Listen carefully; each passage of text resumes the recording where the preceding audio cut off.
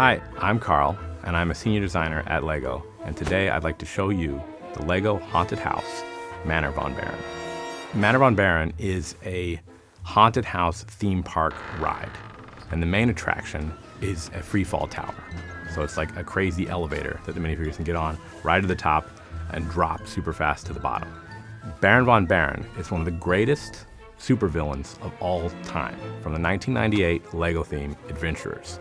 And he traveled all over the world and stole different artifacts. With this set, what we've done is actually taken some artifacts from other old LEGO sets and put them into his house. It starts out as a Gothic-style mansion, and then the house also unfolds, so you can go inside and look at all the play features. You can see the haunted front doors that actually can open by themselves, a spooky organ, the ticket stand where you can buy tickets, some kind of strange altar in the attic. Who knows what it was originally for?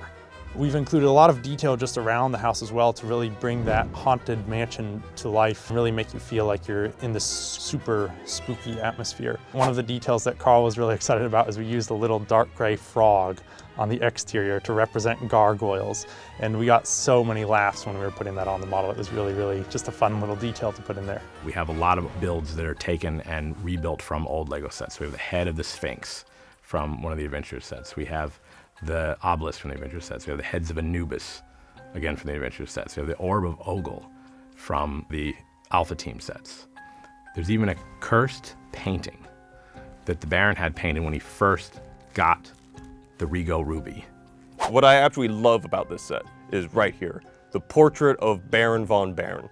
I was so happy to be able to work on this because I was able to capture this like evil iconic character in a haunted mansion. It's amazing. You can see him holding the ruby that he stole. And then of course the secret behind it is that once you illuminate it, you can see the mummy's curse haunting him forever. I'm not sure what it is about Baron von Baron that I love so much. He just always, whenever I looked at that minifigure, he looked very handsome to me. Also, he's extremely evil, which I sympathize with.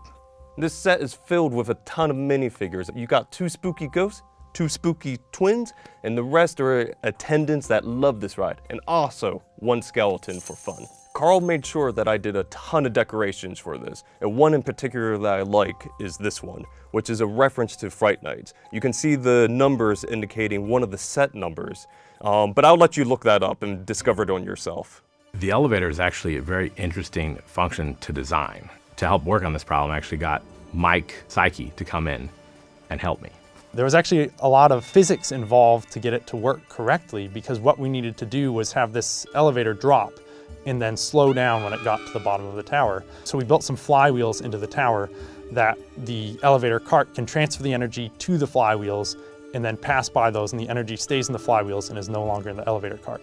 And actually, as part of the testing of the model, we wanted to see, okay, how high can this tower be built and actually still work? Carl was convinced it could go really high. I think in the end we built one that was 2 meters tall or something, and it didn't work at all. It kind of works. But the height that we're at is really good. A lot of stuff we do as a team, but for this set, it was really all working on at the same time. So we'd have one of us working on one part of it, one of us working on another part of it, and then we'd get all together and work together. It was really fun to work in this big group of designers. We could really focus on our individual tasks. We all have this kind of crazy obsession with this 1998 LEGO theme, Adventurers. It had this hero, Johnny Thunder, and it was set in Egypt, and there was a villain called Baron von Baron and Sam Sinister, and they were going about kind of chasing these Egyptian relics, trying to find this ruby, trying to avoid the cursed pharaoh. We did something called paired design, which is something that Carl and I have kind of made up. I would be sitting at my computer working on the model. Carl would just sit right behind me and almost just watch what I do and say, don't use that brick, use this one instead, or oh, I think you need to turn that or raise it. I think it worked really well to come to a really great result in the end. One of the other new things I did with this process was actually bring my 8-year-old son, Oliver, to work and have him build some of the interior details. The stuff I made in the haunted house was a skeleton hanging from its feet, a snake under a table in the attic, a barrel next to the organ, and a pumpkin in the front yard. The way that this set ended after this whole design process is beyond a dream. I never imagined that we would be able to do something that had so many different fun features and functions and details, and it's beyond what I could have dreamed of.